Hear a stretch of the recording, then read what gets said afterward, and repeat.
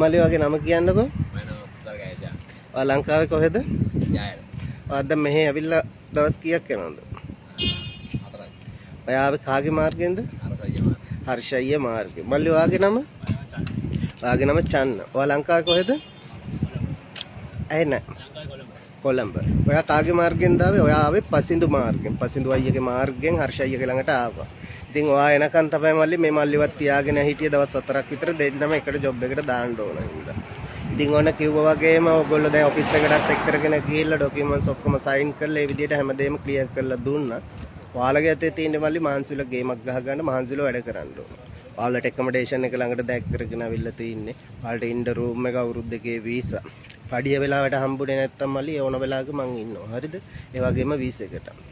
ඉතින් මාව විශ්වාස කරලා ආව මාව දකින්නෙත් නැතුව ඉතින් මොනවද කියන්න තියෙන්නේ ඔයාලට? මම ඉතින් කියන්නේ දෙන උනා හර්ෂయ్య මාර්ගෙන් වෙන්න කියලා තමයි ඉතින් ඒ උනා කියන්න කොල්ලෙට්ට කෙල්ලෙට්ට. ඔව් මේ ඉතින් උදව් කරන ආපු දවසේ ධම්ම කණ්ඩ බොන්න දෙක දීලා ළඟ සහෝදරෙක් වගේ බලාගෙන ජොබ් එකට දානවා ලංකාවේ.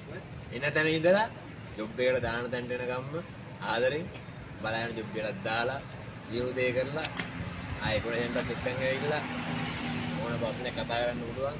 දාදවදත් ලංකාවේ ඉන්න කොල්ලොන්ට ගෙලොන්ට එකෙන්ම කියන්නේ ආදවදින්ම එන්න හර්ෂయ్య මාර්ගෙන් බය නැහැ 100% ෂුවර්.